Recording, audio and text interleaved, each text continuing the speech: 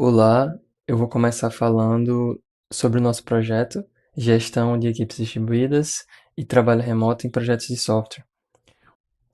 Inicialmente, a gente tem aquela forma clássica, aquele modelo tradicional, que é o trabalho presencial. E com ele, obviamente, a comunicação é de forma direta e as reuniões são físicas, ou seja, é uma colaboração no mesmo ambiente. A troca de ideias, a as conversações são todas em carne e osso. Porém, de uns tempos para cá, houve uma mudança de paradigma. E isso foi impulsionado por três pontos principais que eu trago aqui. E o primeiro deles são as ferramentas de colaboração online, que vem avançando bastante e tornando fácil esse tipo de trabalho. É possível citar um Microsoft Teams, um Google Meet, o próprio GitHub, o Trello, que são ferramentas que tornam totalmente possível eh, o processo de desenvolvimento de software de forma remota, seja na interação ou no versionamento de um código. E o segundo ponto é a computação em nuvem, que também torna extremamente fácil esse tipo de trabalho. E é algo mais externo, assim, um fator mais externo, seria a pandemia do Covid, que foi uma época que basicamente fez todo mundo ter que migrar para esse tipo de trabalho remoto, porque o show não podia parar, o trabalho tinha que continuar, então meio que era a hora do vamos ver e muita gente teve que mudar. No cenário atual, nos dias de hoje, a gente consegue perceber vários pontos positivos do trabalho remoto e as empresas elas se beneficiam bastante, porque é possível acessar talentos globais, então, por meio de uma fuga de cérebros, uma empresa ela consegue ter acesso a qualquer mente brilhante em qualquer lugar do mundo.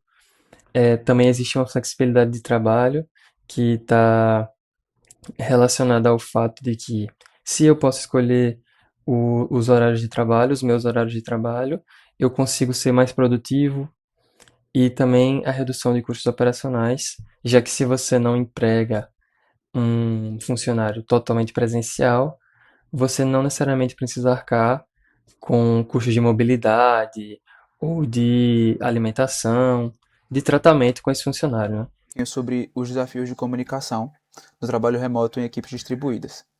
Trouxe um dado da Pumble, atualizado nesse ano, em fevereiro. 86% das falhas de trabalho vem da má comunicação, ou seja, aproximadamente 9 em cada 10 erros no trabalho, no projeto, são causados pela má comunicação e má entrosamento entre a equipe. E os desafios diz que ocasionam isso são o assincronismo, a falta de contexto não verbal e a fragmentação.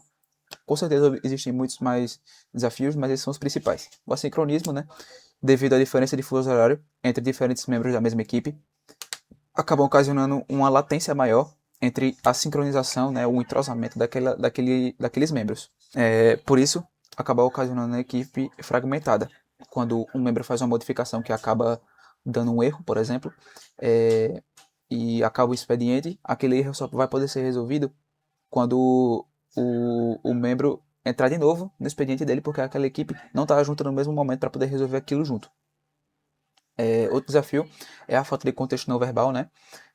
As mensagens de textos, quando são traduzidas, podem causar má interpretação. Além disso, né, a gesticulação também influencia muito, né, a entonação da voz, né, essa comunicação em tempo real, né, em chamada, ou da forma que está ocorrendo aqui nesse vídeo, por exemplo, se perde muito. Então, quando se tem uma comunicação offline, né, que não está acontecendo em tempo real, acaba ocorrendo isso.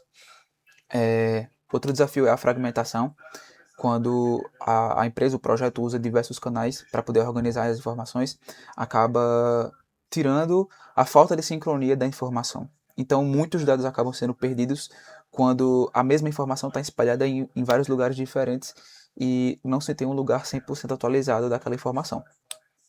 Isso acaba ocasionando em retrabalho e informações ambíguas. A comunicação síncrona ela é feita em tempo real através de chamadas ou pair programming, quando se trata de programação só. E os prós dela são a resolução rápida. É inegável que quando a equipe está junta ali para poder resolver o mesmo problema juntos, esses problemas são resolvidos muito mais rápido. Fora o alinhamento, né, de metas futuras para poder cada um não fazer a parte do trabalho de outro e, e assim vai. E os contras, como havia citado anteriormente, né, tem a questão do fuso horário. Então, por causa desses motivos, entre outros, é difícil de reunir todos no mesmo horário para poder resolver um só problema. Fora a fadiga de reuniões. Quando um projeto, uma empresa adota um modelo de comunicação apenas síncrono, acaba ocasionando uma fadiga de reuniões, essa fadiga de ser necessário estar aparecendo na câmera e se comunicando o tempo inteiro. A comunicação assíncrona ela é desconectada ela é feita através de mensagens, issues e documentação. E os prós dela é o maior foco e respeito aos horários da equipe.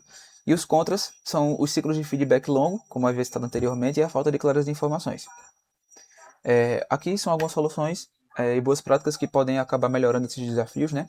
A fonte única da verdade, que é basicamente resolver aquele problema lá de fragmentação da informação, que é centralizar as informações em um só lugar em vez de vários canais separados. Regras de engajamento, né? Definir o que exige uma reunião e o que pode ser assíncrono. Por exemplo, uma regra de engajamento, o exemplo de uma regra de engajamento é se um problema, uma dúvida for precisar ser tirada com mais de 3 mensagens, então você faça a reunião para poder resolver isso. E o over communication saudável é outra solução, outra boa prática que serve para poder comunicar tudo, porque é muito melhor para você pecar pelo excesso de informações do que pela falta dela. Acompanhamento de produtividade e processos.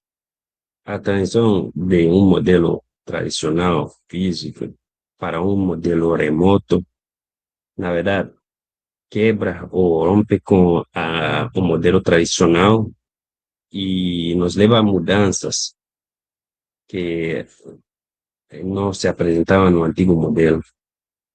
O desafio aqui é tornar o trabalho visível através de processos digitais, substituindo a observação física ou direta para um acompanhamento de fluxos e dados técnicos.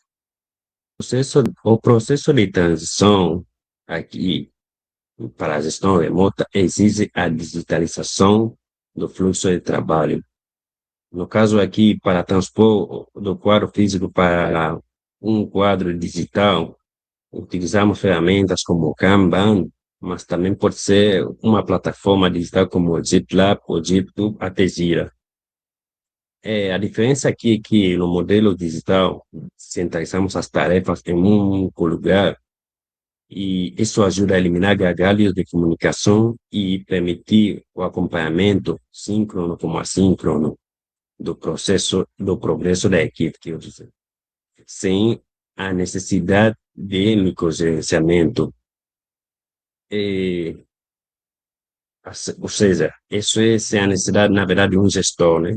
Que todo mundo pode acompanhar isso de forma remota, já que as pessoas estão em diferentes locais. Aqui, o topo mostra o processo, as etapas que definimos, e os números embaixo mostram a produtividade em tempo real.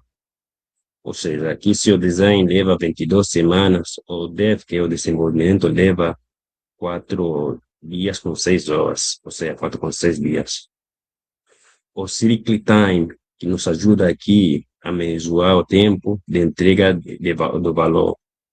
E a análise de dados aqui permite identificar gargalos no processo. Aqui, para identificar as entregas, podemos ver aqui no gráfico do Merge Request, cada pico aqui nos mostra que as entregas que são feitas. E, na verdade, esse é um gráfico que podemos chamá-lo como batimento cardíaco da equipe, porque acompanha como são as produções aqui. Ou seja, aqui a confiança vem dos dados. Cada pico é uma entrega. E se está entregando, a equipe está saudável e produzindo. Ou seja, acompanhamento que permite ao gestor ser um facilitador. Um facilitador que move bloqueios e que permite que o trabalho da equipe flua sem necessidade de uma microgestão presencial. Bem, gestão visual se baseia no uso de ferramentas virtuais, plataformas virtuais, para rastrear o andamento do projeto, né?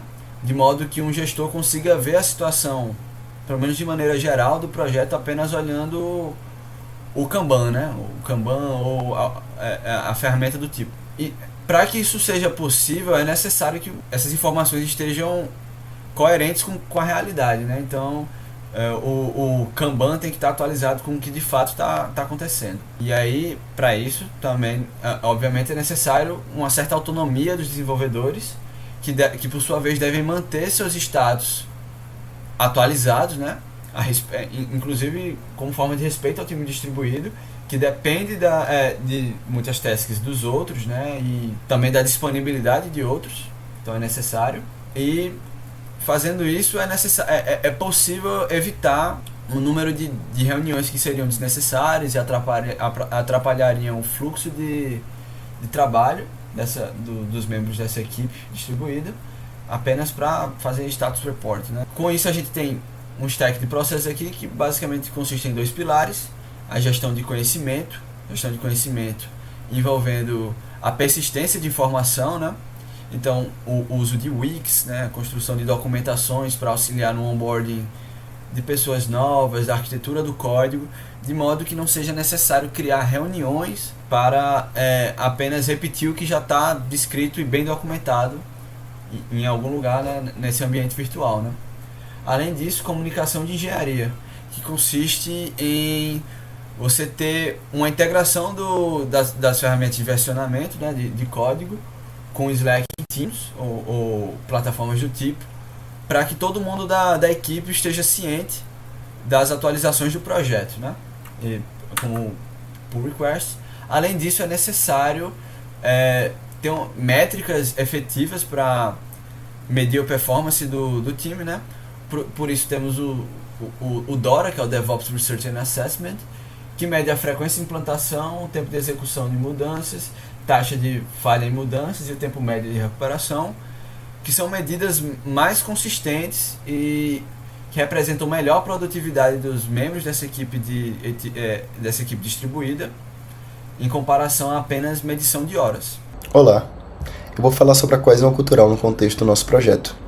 Bem, a coesão cultural ela vai ser o alinhamento entre valores, comportamentos e metas da equipe, garantindo que todos trabalhem caminhando na mesma direção. É importante falar que quando a cultura ela é clara, ela vai substituir boa parte da supervisão direta, guiando algumas decisões, comunicação e colaboração no projeto. Além disso, em equipes remotas, a coesão cultural ela ajuda a manter o engajamento, a confiança e a colaboração, reduzindo um dos maiores problemas das equipes remotas, que é o isolamento entre os membros da equipe. Bem, falando agora sobre um pouco dos desafios culturais no trabalho remoto, vamos ter a falta de interação informal, que vai ser a ausência de conversas espontâneas, seja na hora do almoço ou, por exemplo, em alguma saída. Isso vai acabar ocasionando a menor criação de vínculos pessoais, ou seja, novos membros da equipe não vão ter liberdade para falar com seus superiores sobre como alguma coisa deveria ser feita ou pedir, por exemplo, alguma ajuda. Além disso, as diferenças culturais e de fuso horário podem acabar ocasionando uma má interpretação das mensagens, como, por exemplo, gírias ou símbolos. Além disso, a sensação de isolamento ela é um dos maiores agravadores da má performance no trabalho remoto, e acabam não se sentindo parte da equipe para participar e opinar. Algumas estratégias para fazer o fortalecimento da coesão cultural são os rituais de equipe, por exemplo, as dailies, as retrospectivas e as reuniões gerais da equipe. Além disso, momentos sociais virtuais seriam muito bem-vindos, ou seja, coffee chats, happy hours e canais informais de conversa, para criar algum vínculo. Além disso, a cultura de autonomia e responsabilidade, ou seja, dar confiança para os seus colaboradores, objetivos claros e avaliação por resultados, não apenas por horas online. Bem, concluindo nosso projeto, é perceptível que o trabalho remoto transformou as gestões de projetos de software. Além disso, equipes distribuídas enfrentam desafios de comunicação, coordenação e produtividade até os dias atuais. Ferramentas de gestão e boas práticas ajudam a manter o alinhamento da equipe, como por exemplo o Trello. Além disso, o sucesso depende da combinação entre processos eficientes, uma comunicação clara e a cultura organizacional forte.